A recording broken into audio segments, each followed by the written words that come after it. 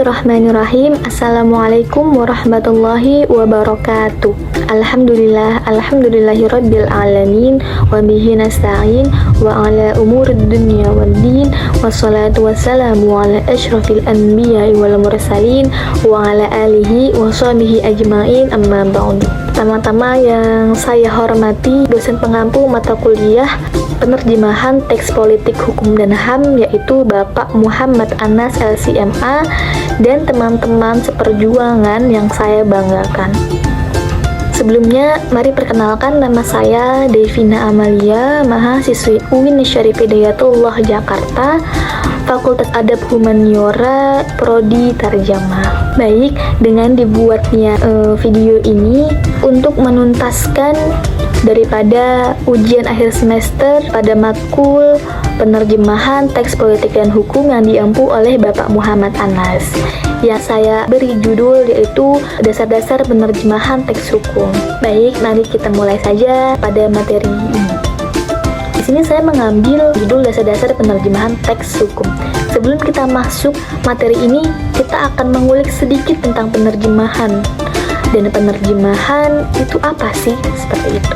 Jadi penerjemahan adalah proses pengalihan makna dari teks bahasa sumber ke dalam bahasa sasaran. Dan proses ini itu melibatkan pemahaman makna teks bahasa sumber secara utuh, baik makna denotatifnya maupun makna konotatifnya. Dan kemudian mengekspresikan kembali makna tersebut dalam bahasa sasaran dengan cara yang tepat. Dan penerjemahan itu juga dapat dilakukan secara lisan atau disebut dengan interpretasi maupun tulisan. Penerjemahan juga merupakan keterampilan yang penting dalam era globalisasi saat ini. Jadi dengan adanya penerjemahan, orang-orang dari berbagai negara pun dapat saling berkomunikasi dan bertukar informasi dengan cara yang mudah seperti itu. Jadi tadi kita telah mengulik sedikit tentang penerjemahan. Sudah sama-sama kita pahami ya, bahwa penerjemahan yaitu mengalihkan bahasa sumber ke dalam bahasa sasaran dengan tepat. Kita akan membahas tentang pengertian-pengertian ini dahulu ya. Teks hukum. Apa sih yang disebut dengan teks hukum? Teks hukum adalah teks yang berkaitan dengan hukum, baik hukum nasional maupun hukum internasional. Dan penerjemahan teks hukum merupakan hal yang penting untuk memungkinkan orang-orang dari berbagai negara untuk memahami hukum yang berlaku di negara lain. Jadi pada dasarnya setiap hukum di negara itu berbeda-beda. Jadi negara Indonesia itu beda dengan negara Arab. Negara Arab dengan negara Belanda itu beda. Jadi memiliki prinsip hukum yang berbeda-beda. Dan penerjemahan teks hukum memiliki tantangan tersendiri karena harus memerhatikan beberapa aspek. Ada 3 aspek yang akan saya berikan, yaitu yang pertama seperti akurasinya, kejelasannya, dan kesesuaian dengan sistem hukum. Dan adapun konsep-konsep hukum, penerjemahan teks hukum harus memiliki pemahaman yang baik tentang konsep-konsep hukum, baik yang umum maupun yang spesifik. Beberapa contoh konsep hukum yaitu ada 4. Oke, yang pertama ada kewenangan, ada tanggung jawab, kontrak, dan terakhir yaitu perjanjian. Dan beberapa konsep hukum yang spesifik ada hukum perdata, hukum pidana, hukum tata negara, dan yang terakhir itu hukum internasional. Dan sudah saya jelaskan ya tadi bahwa setiap hukum itu dari berbagai negara itu berbeda-beda. Jadi perbedaan hukum ini dapat berupa perbedaan dalam konsep hukum, terminologi, dan prosedurnya. Dan penerjemahan teks hukum harus memahami perbedaan hukum ini untuk menghasilkan terjemahan yang akurat dan sesuai dengan sistem hukum yang berlaku di negara tujuan. Jadi sebagai penerjemah kita harus mampu menghasilkan terjemahan yang akurat, nggak boleh yang diada-ada, nggak boleh yang dilebih-lebihkan maupun yang dikurang-kurangin. Jadi harus sesuai dengan negara yang kita terjemahin, seperti itu. Urgensitas penerjemahan teks hukum yang terdapat pada Undang-Undang Nomor 24 Tahun 2009 tentang bendera, bahasa, dan lambang negara serta lagu kebangsaan pada pasal 33. Dan selanjutnya di dalam Peraturan Presiden Republik Indonesia nomor 63 tahun 2019 tentang penggunaan bahasa Indonesia, yaitu peraturan pelaksanaan yang menegaskan pentingnya penggunaan bahasa Indonesia. Dan ada pun prinsip-prinsip dalam penerjemahan teks hukum. Jadi sebelum kita menerjemahkan teks hukum, ada beberapa prinsip yang harus kita tanam dalam diri penerjemah. Yang pertama yaitu ada kesetiaan pada teks BSU gitu. Jadi kita tuh harus benar-benar merhatikan kesetiaan di dalam bahasa sumber. Misalkan kita mau menerjemahkan di dalam bahasa sumber, maka kita harus memerhatikan apa saja sih yang ada dalam bahasa sumber tersebut. Jadi kita nggak boleh keluar dari pembahasan bahasa sumber tersebut. Dan yang kedua ada keakuratan makna referensial, dan yang terakhir itu ada konsistensi dalam penerjemahan istilah kunci dalam teks tersebut. Selanjutnya ada ciri-ciri teks hukum. Dalam teks hukum itu pasti mempunyai ciri-ciri. Yang pertama yaitu kalimatnya biasanya panjang-panjang dengan struktur kalimat yang kompleks, yang singkat, padat, dan jelas seperti itu. Di dalam teks hukum juga memiliki istilah-istilah yang memiliki makna referensial yang khusus dan seringkali diatur oleh peraturan perundang-undangan. Jadi di dalam teks hukum juga memiliki makna yang khusus dan yang mengatur itu ya peraturan perundang-undangan seperti itu. Dan dalam teks hukum juga banyak mengandung tata bahasa yang baku, dan teks hukum juga mengandung ungkapan, kata, atau frasa arkais atau kita sebut dengan usang atau dalam bahasa Arab itu maktub. Jadi bahasa itu permanen seperti itu. Dan yang terakhir yaitu sering bersinggungan dengan bahasa asing lainnya, misalkan Belanda, Latin, dan Prancis, dan lain-lain, tergantung daripada hukum apa yang mau kita terjemah, hukum negara mana yang mau kita terjemahin seperti itu.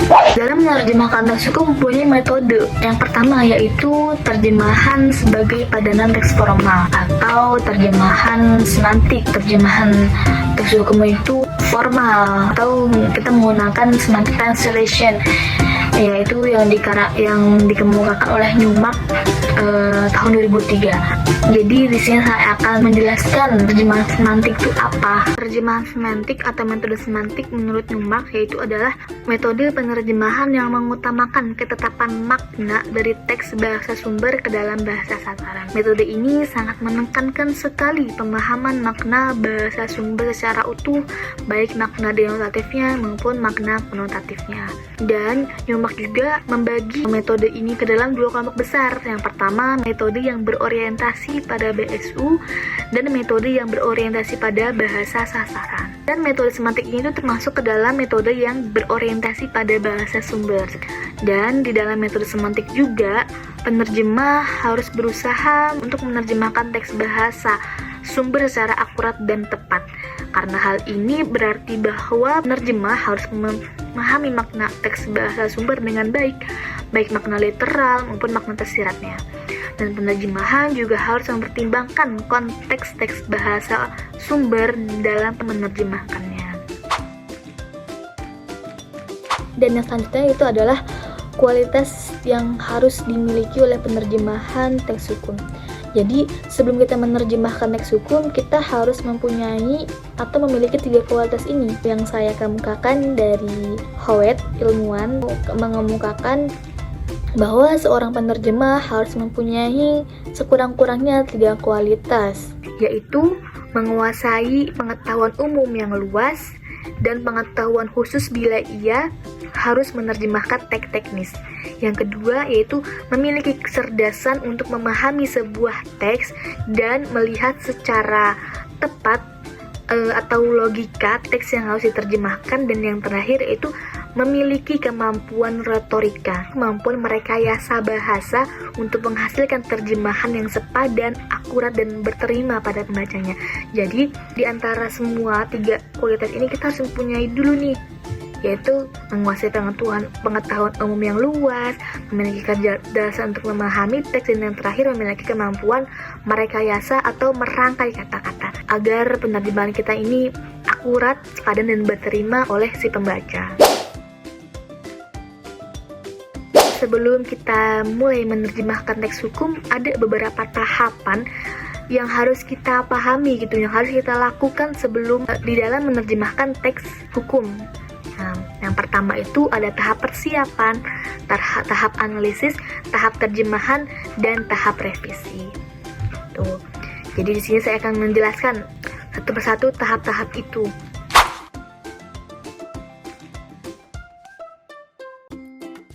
Oke. Yang pertama yang tadi adalah ada tahap persiapan. Tahap persiapan merupakan tahap yang paling penting dalam penerjemahan teks hukum. Jadi pada tahap ini penerjemah harus melakukan beberapa hal. Yang pertama yaitu memahami tujuan penerjemahan. Yang kedua yaitu melakukan penelitian tentang teks hukum. Dan yang ketiga yaitu menyiapkan apa-apa yang diperlukan dalam menerjemahkan, misalkan sumber referensi, sumber kosakata, lalu alat-alat lah yang untuk alat-alat seperti itu. Dan yang kedua, masuk ke tahap kedua yaitu tahap analisis. Dan di tahap ini adalah tahap untuk memahami makna teks hukum. Dan pada tahap ini penerjemah juga harus melakukan 3 hal. Yang pertama yaitu membaca teks hukum dengan cermat, yang kedua menentukan struktur teks hukum, dan yang terakhir yaitu menentukan makna kata, frasa, dan kalimat dalam teks hukum tersebut. Dan masuk ke tahap ketiga yaitu tahap penerjemahannya nih, tahap terjemahannya. Tahap terjemahan merupakan tahap untuk menghasilkan terjemahan teks hukum. Jadi pada tahap ini penerjemahan harus menggunakan strategi penerjemahan yang tepat agar mudah akurat agar mudah dipahami oleh para pembaca nantinya. Selanjutnya terakhir ada tahap revisi. Tahap revisi merupakan tahap untuk memeriksa kembali terjemahan yang telah dihasilkan. Dan ini tuh termasuk tahap akhir ya, yaitu tahap kita memeriksa kembali gitu, apakah hasil kita ini udah termasuk yang baik atau belum, seperti itu. Kalau misalkan belum baik kan bisa kita koreksi kembali seperti itu. Dan di dalam tahap revisi ini ada 3 hal juga nih yang harus kita lakukan. Yang pertama yaitu memeriksa keakuratan terjemahan, memeriksa kelancaran terjemahan, dan terakhir memeriksa kesesuaian terjemahan dengan sistem hukum. Jadi harus sesuai, misalkan dia menerjemahkan teks hukum di Indonesia, maka dia juga harus sesuai dengan sistem hukum yang ada di Indonesia. Kalau misalkan dia menerjemahkan teks Arab, maka di teks di negara Arab, maka dia juga harus mengikuti sistem hukum yang ada di negara tersebut. Seperti itu. Mungkin itu saja yang bisa saya sampaikan. Kurang lebihnya mohon maaf. Jika ada kesalahan mohon dikoreksi, karena manusia ini tidak pernah luput daripada kesalahan dan lupa. Lianna al-insanu mahlul khata' wan nisyan. Kurang lebihnya mohon maaf. Wabillahi taufiq wal hidayah. Wassalamualaikum warahmatullahi wabarakatuh.